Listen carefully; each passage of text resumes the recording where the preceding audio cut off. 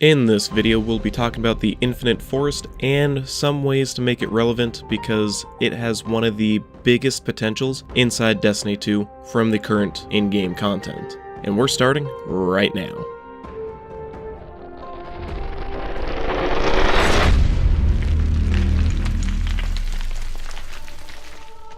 Hey guys, Malu here, and this is video number 12 in my What If series where I talk about different hypothetical situations.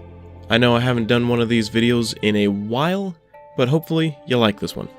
Nudge nudge wink wink, like button.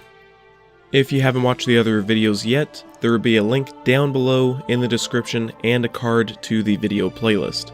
And remember, if you're new to my channel, go ahead and hit that subscribe button and the bell notification or you might miss one of my new videos, because YouTube.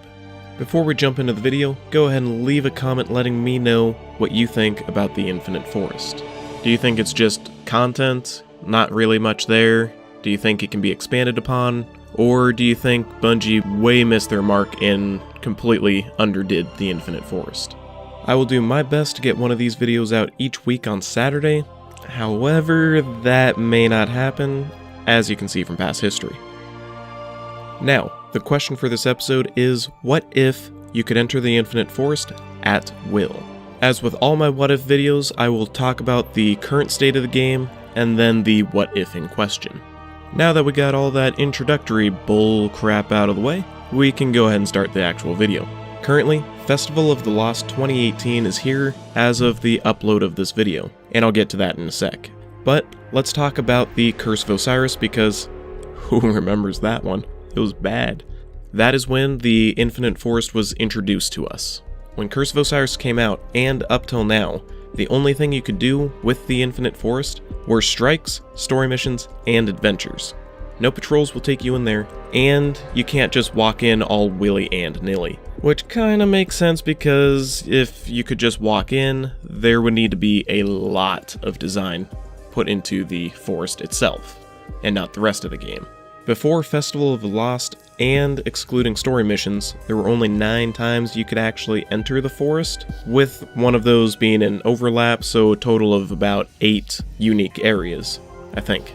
And this is excluding all the different paths that you can take to get to the actual, pillar structure thing. I don't count those because those are just platforms that you can easily skip. The reason why I excluded the story missions is because you can't just go into those instances whenever you want. Now, with the festival, you can enter the forest for a type of horde mode. The reason why I say type is because it's not a traditional horde mode. You have a 15-minute timer to make it as many branches as you can, and the timer can stop only after you kill a boss, but it will resume before you can make any headway for the next wave. I like it. It gives you an opportunity to have a breather without screwing yourself over with, time running down and you moving slower or rushing too much and making mistakes. It gives you breathing time. It's good.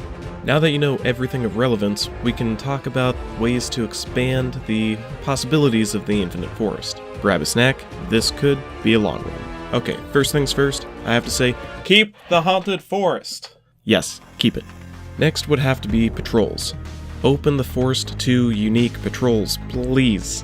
Even if it's a scout mission where you're not supposed to get spotted, and if you do, the mission objective changes to, hey, yeah, you got spotted, you need to kill these dudes before they get back and tell their boss, and then you get into a shit show, and yeah, it just spins out of control from there. And then you don't get the relevant data that, the initial patrol wanted, so it just kind of fails the objective, but gives you a new objective, and yeah, you get the point, I think. I'm rambling, we're moving on. Or, say, a scan mission to see what the Vex are working on for a future DLC or expansion. Precursors, gotta love them. Or a kill mission where you're only supposed to melee, so you throw off the Vex sim data, for Guardians, that is. Meaning, if you shoot or use abilities, a separate percentage bar that, if filled, will spawn an immune boss that will chase you out of the forest with Osiris, Sagira, and Ghost basically shouting at each other the entire time. I think that would be really entertaining to have going on, instead of just running in silence, maybe possibly epic music. But shouting, that would be very interesting to hear. Not all of these need to be in their own specific past, present, or future instance. It can just be inside the different branch paths. Now this is one that I just thought of. Enter the Infinite Forest without an active activity, so you're just exploring it, and it is entirely dependent on how many paths you open up. Allow me to have that make more sense. So let's make this easy on ourselves and say that there are 10 different instances for each reality. That makes 30 different instances with the past, present, and future. The instance you get for going into one of these realities is based on how many paths you opened. For example, 5 would be the 5th, 7 would be the 7th, 9 would be the 9th, and the 22nd path opened would be the second instance for that reality, past, present, or future. Since there are a total of 10 different instances per reality in this example, you can just make the related instance be tied to the, last digit, like the 22nd path opened example that I had. What these instances could have are secret triumphs or achievements, dungeons, and the potential of bringing back the good Destiny 1 content, such as strikes, modifiers, and raids. Inherently, I see the raid one as a bit more complicated for free roam as a 3-man activity, but the Force works in mysterious ways. Another thing you could do is have the physics of the game change, such as enemies can fly, severely less gravity, or more, and most importantly, new puzzling mechanics that don't really need to make a whole lot of sense, because Infinite Forest. You can also have a new type of public event inside the forest paths to an instance mentioned previously. Okay, public event may not be the best term, but hopefully you get my point. This event could drive you to a specific area and instance, and if you enter the wrong instance, it will tell you that you're in the wrong sim, until you find the right one. You can have a voice line or just text on the screen inside the objective bar, telling you how far off from the reality instance you are. And I'd recommend just doing counting back as well, the closest distance between. So say you entered in at number 5 and you want to make it to instance number 3. Then instead of saying, oh, you're just 8 off, it would say you're 2 off. And then if you go and get 2, it would say 4 off, and then you'd know that you're getting further away. And then you just count back to what you're at, what you need to get to. Or you get another 4 more. That would bring you to 8, and that would bring you back to where you needed to be, I think. Math's hard. The reason why I said event is because it could be a simple little mission like a patrol, or it could be like the best strike in Destiny's history, Crota's End. Basically, it could be really simple or complicated as fuck. The rewards would need to be scaled appropriately, or just have random rolls. Just make sure that there are special perks that are meaningful. Basically making it where it'd be more advantageous to run that gun in X activity, say Crucible, or Strikes, or Raids, or something. Or you could just go along the, probably the best path, and make it where the Infinite Forest weapons do a lot better inside the Infinite Forest than any other thing. Kinda like the masks for the Haunted Forest. See? Tying that back together with the spark for this main idea. But you wouldn't want to run the Haunted Forest without a mask that's fully leveled, because then you're at a severe deficit as if you were under-leveled. At least that's how it feels to me. It takes a whole hell of a lot longer to kill enemies if you don't have the mask perk that kills every enemy faster. I don't know what that is. I can't remember its name. Anyways, it feels better to have the mask than to not inside that activity. However, it feels like crap to wear a mask in any other activity than the Haunted Forest. That's how you can do the perks. Make it where it's really important in that one activity, but not really necessary in any other. These perks would make the gear feel a lot like strike-specific loot, except, it'd be forest-specific loot, which would be good and bring longevity to the forest, hopefully. I don't do strikes for the strike-specific loot just because I don't really care. And no, this should not take up a DLC slot. It could be worked on with other DLCs, and this could expand on Osiris's story and the Vex while you're working on, let's just say, fighting Sabathun, the Cunning Queen.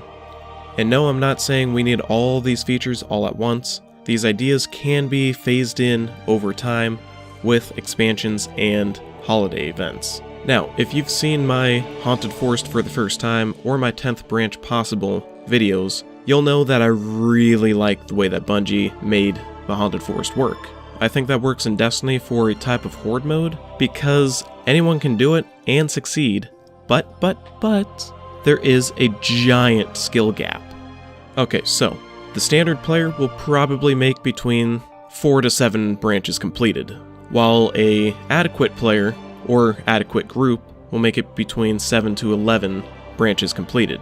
But the skilled players, the skilled teams, can make it between 12 to 16 branches with a little luck sprinkled in. Just think about it for a second.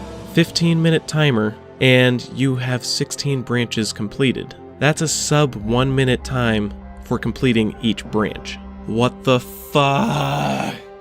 Now when the festival leaves, if the mode comes back, the Haunted Forest, it needs to have kick-ass rewards by looks and, well, mainly the perks. I really hope they look good.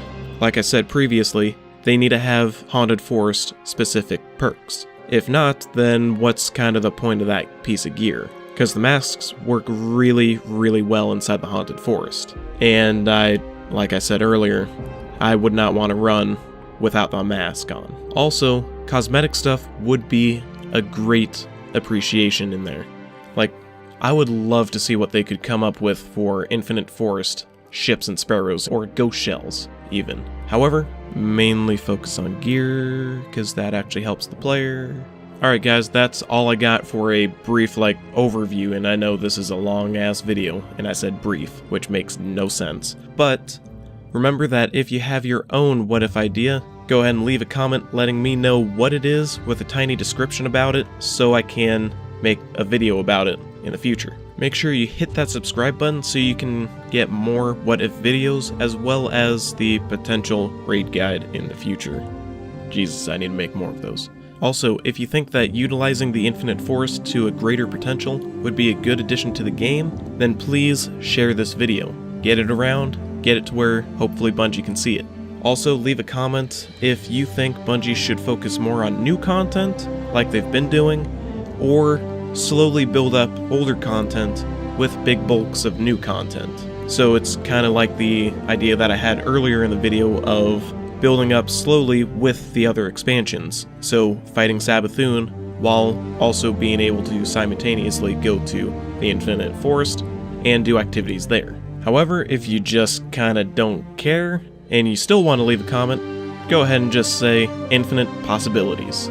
Thank you so much for watching and making it to the end of the video. As always, shoot shit, don't die.